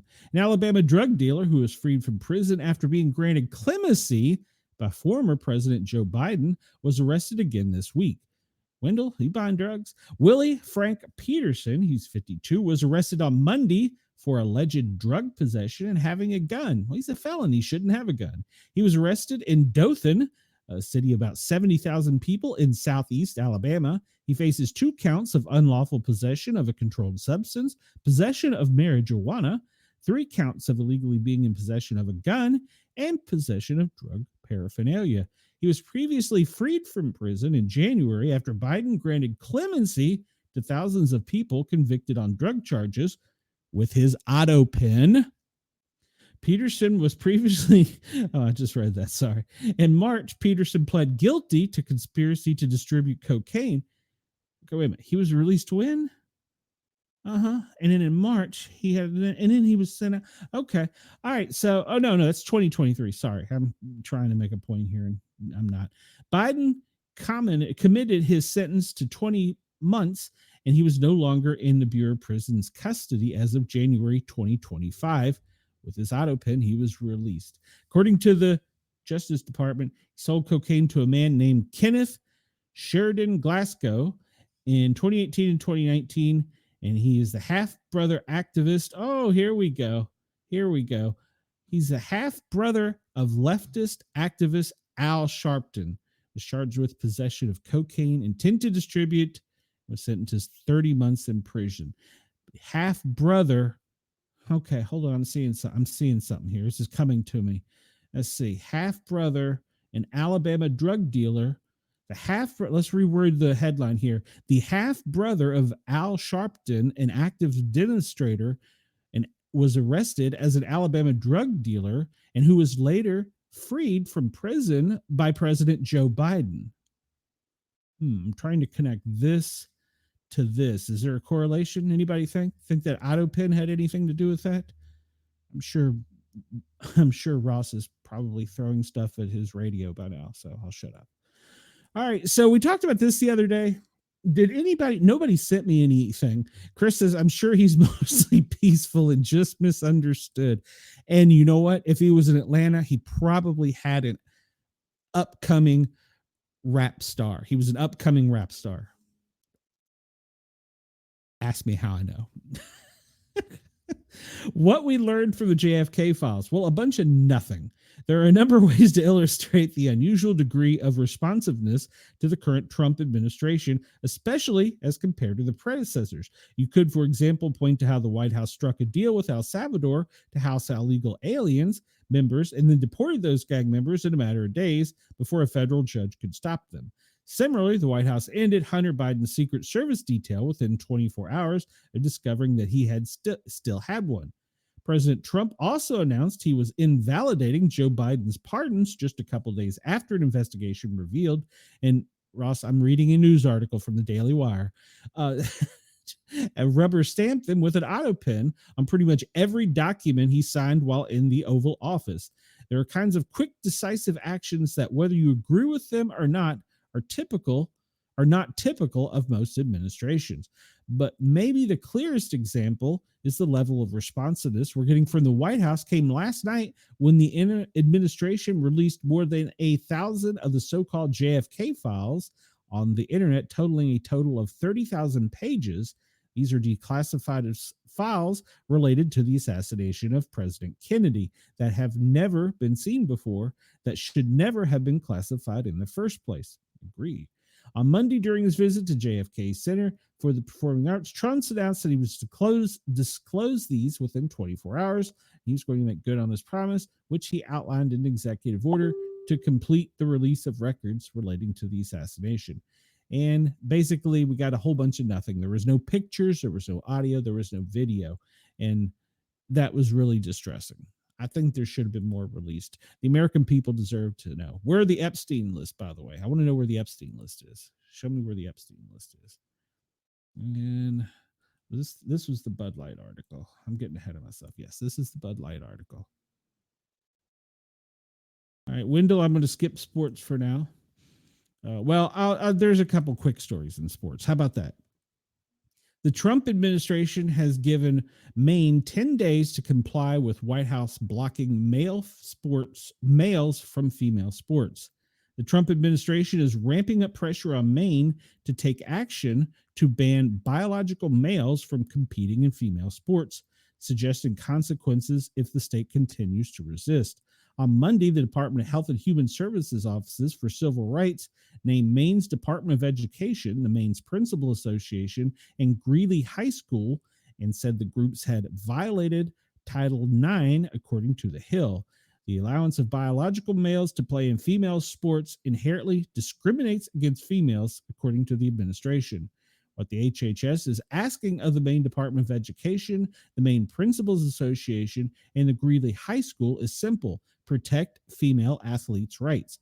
Girls deserve girl-only sports without male competitors. And if Maine won't come to the table to this voluntary comply with Title IX, HHS will enforce Title IX to the fullest extent permitted by the law, according to the acting director, and when he released a statement to Fox News.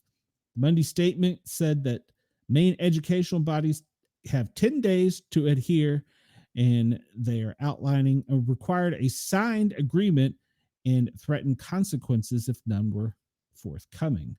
Trump administration has previously yanked funding from the Maine university system, though the funds were later restored. All right, so there's a struggle between the Maine Democrat governor, Janet Mills, and the United States Republican president, Donald Trump. The feud began after Maine refused to honor Trump's executive order to cut taxpayer funding to recipients who allowed trans-identifying players to participate in female sports. Mills threatened legal action if the Trump administration followed through cuts in funding, and the two clashed during the governor's working session at the White House. So we won't go over that because everybody saw that. And Chris says, I'm happy the redactions were still there to protect the 170 and 180-year-olds involved in the JFK thing so they can keep collecting their Social Security. Yeah, they don't want to let that out. I have a friend that's in the military that told me that damn it, I just closed a story there. All right. That they will they will come to your house and say, all right, we gave you 50 years. You know, you were in the military, got out maybe in your 30s, you had 50 years to not talk about something. He said they will come to your house and tell you have another 50 years. They're sitting there going, I'd be like 170 years old. What the hell would I talk about it then? All right, so just before we came live on air, we got 15 minutes left here. The Boston Celtics were sold for a record $6.1 billion. That's B with a billion, uh, to a private managing group who is run by Bill Chisholm. He's the managing partner of the Symphony Technology Group, a private equity firm based in San Francisco and California, and serves as the company's chief investment officer. He graduated from Dartmouth, received his master's at the Wharton School of University at the University of Pennsylvania.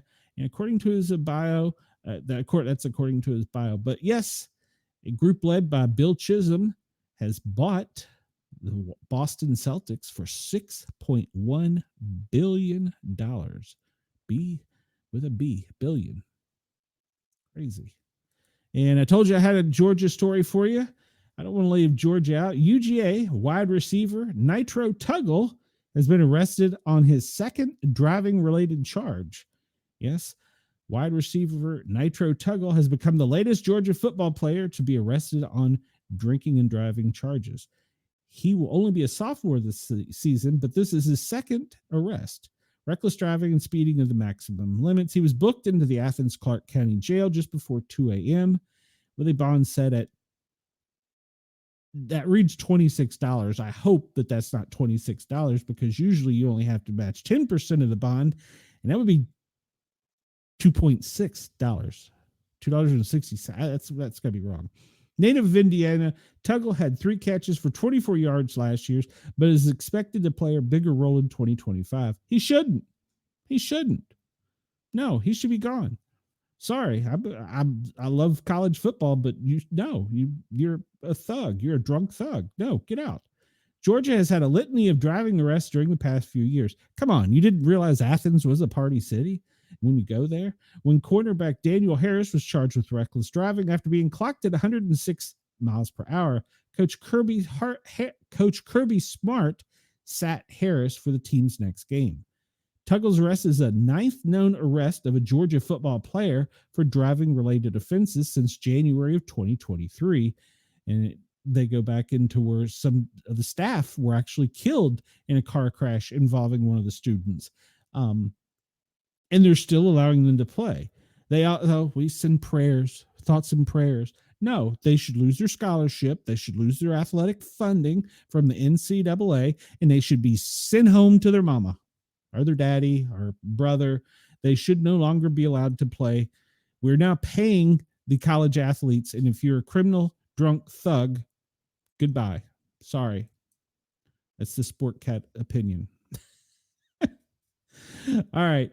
March Madness did open up. CBS Studio pays tribute to the late Greg Gumbel. I thought this was pretty important. They opened up their broadcast on the first day of the NCAA men's tournament with the studio panel paying tribute to the late Greg Gumbel. A void was left that will never be filled, said Ernie Johnson of Gumbel's passing. He was a longtime fixture of CBS's March Madness coverage. He died in December after a lengthy battle with cancer. So I'm glad that they took time to honor him and his legacy. He was really good. All right. And we're going to skip that section and go right here. We're going to get into our Hollywood and entertainment and trending. The stream under Wendell says the stream under the stadium had, I don't know, he deleted it. Okay. All right, so new movie coming out, Snow White, and there's 4 more movies coming out this weekend. Snow White, I wasn't aware of this, but they've got a new movie coming out this weekend, Disney does, and they've got new songs from the 1937 animated movie. All right, so they've CGI'd much of we call them dwarfs now, is that what we call them? Snow White is not waiting for a prince to come this time. She's crushing on a woodsy Robin Hood type when she's not plotting to overthrow the evil queen. She's splitting. She's the spitting image of her animated predecessor. Oh yes, that's Gal Gadot. Isn't that Wonder Woman? So yes, that's coming out this weekend. And but the character's presence is this petty tyrant interested only in flattery and wealth reads differently this time. The 1937 Snow White and the Seven Dwarfs. There's maybe 8 minutes of plot across 83 minutes of what time was truly groundbreaking animation. It was. The new version ditches the animation and half the songs while stretching to 109 minutes. So that's right. There's going to be a lot more to the story and texture, a little backstory, and some spectacle. Wonder there's going to be explosions. A heroine with a spine, even when she's just peering down the castle, wishing well, is all about being fearless, brave, and true. By the time she's awakened by the true love's kiss, she morphs from a child princess into a cross between Maid Marian and Mary Poppins, and she still has her Joan of Arc phase. All right. New movie called Locked. A well-meaning screw-up, sweet with his daughter, even if he forgets to pick her up after school. But he's light-fingered one day and tries the door of a black SUV that should have left alone. All right.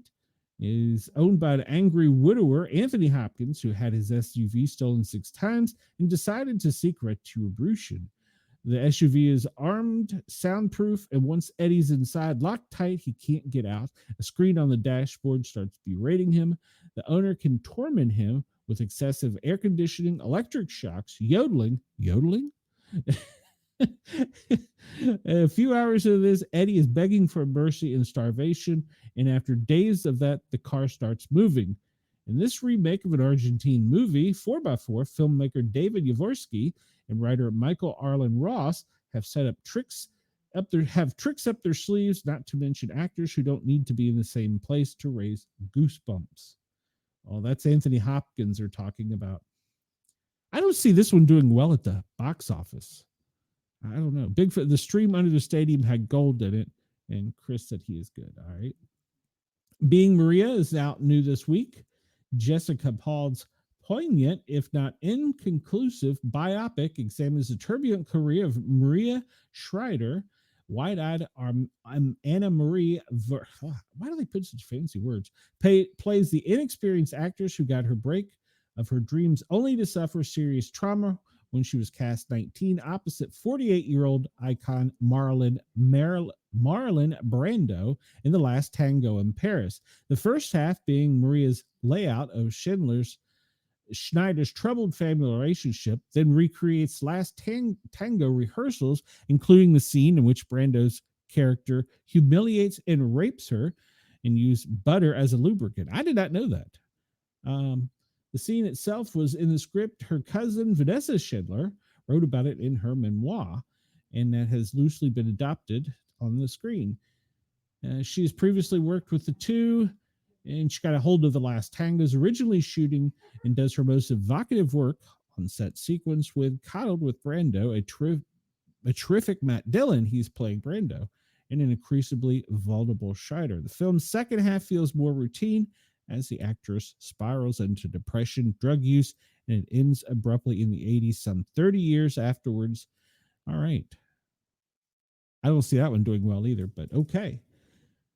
Miss Corodia, I don't know. The title means mercy. It's a rural French hometown from a mentor's funeral is being stirred up by all sorts of feelings. With mentor's wives invite Jeremy to stay for a few days. Her adult son unaccountably flies into a jealous rage. The son's best friend hardly knows what to make of the flirtatious attention, and the local priest thinks he's figured out why the moral mushrooms, which he usually finds in a graveyard, are suddenly growing in a clearing in the woods. This award-winning, as in his award-winning Stranger by the Lake, the director's penchant for blending queerness into Hitchcockian genre conventions keeps the story both compelling and enigmatic. Okay. Magazine Dreams is out this weekend. Killian Maddox, played by Jonathan Majors, is a bodybuilder who has trouble connecting apart from looking after his grandfather and working in a grocery store. He spends every remaining moment walking, working waking hour lifting weights and practicing poses. He also practices smiling. It doesn't come naturally. He goes at it all with scary intensity. Hopped up on steroids, he threatens hospital nurses, trashes a hardware store, and scares off a cashier he has a crush on by inviting her to dinner and then talking her ear off about delts and grievances while ordering the steak, chicken, and fish, and keeping the menu because he knows he'll want more. All right. I don't know. It's a violent explosion, and it premiered at the Sundance and did well, so they're releasing it to the big screen. All right. The film plans were derailed when, as Major's career still is committed performance, including oiled musculature, reflecting light, and rippling patterns in what will rivet audiences. Okay, you say so. I don't think so. I don't think that one will do. Snow White might do well, but I don't think the others will. What do you guys think?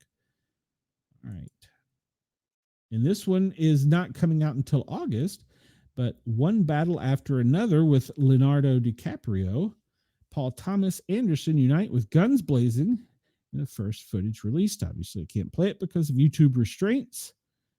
And it's the latest from Paul Thomas Anderson starring DiCaprio in their film since 2021's critically acclaimed Licorice Pizza and will be released in September of 26. The short teaser arrives before the full trailer next week. It shows mainly characters firing off several guns in a field with Taylor's character pregnant and shooting off a rifle as DiCaprio sips a drink and watches.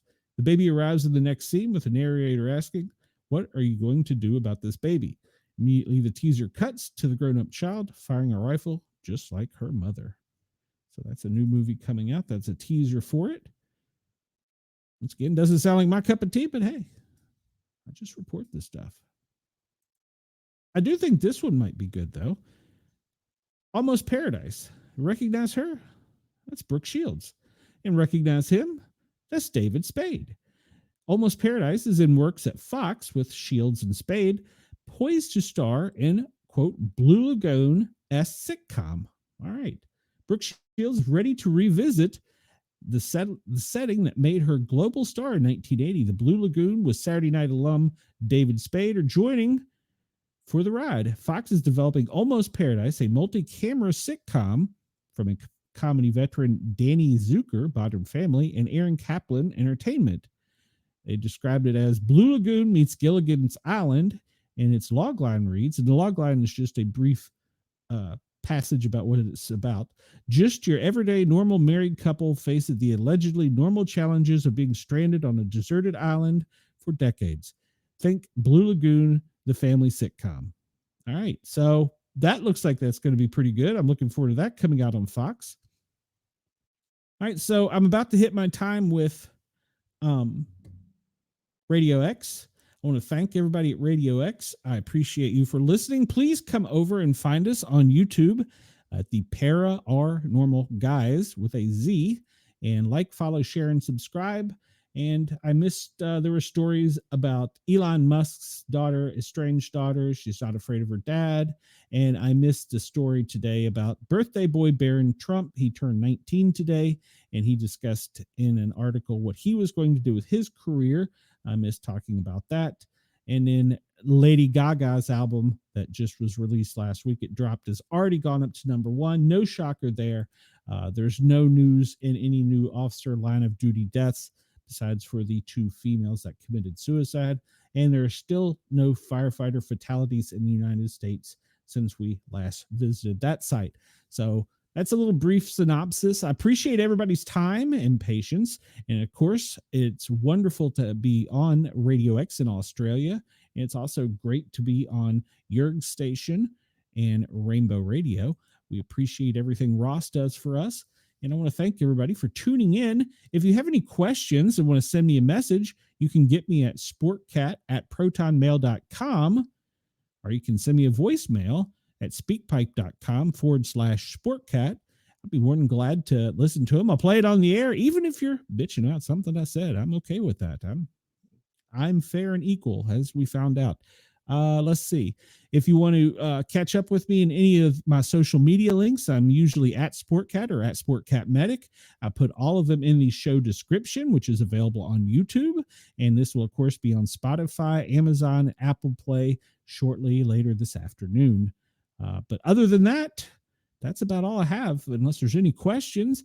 And I hope that everybody returns. Tomorrow is Friday. It's our last show of the week. We'll see what trouble we can get into and what we can stir up.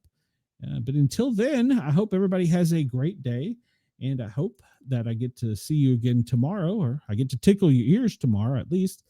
You don't have to always look at my ugly face. You can tune in at Yerg's Radio or Rainbow X. In case I don't see you, good afternoon, good evening, and good night. That's right. In case I don't see you, good afternoon, good evening, and good night. In whatever part of the world you're in, hope you have a great day. Everybody, thanks for tuning in. I will see you tomorrow at 1 o'clock. Have a good day. See you soon.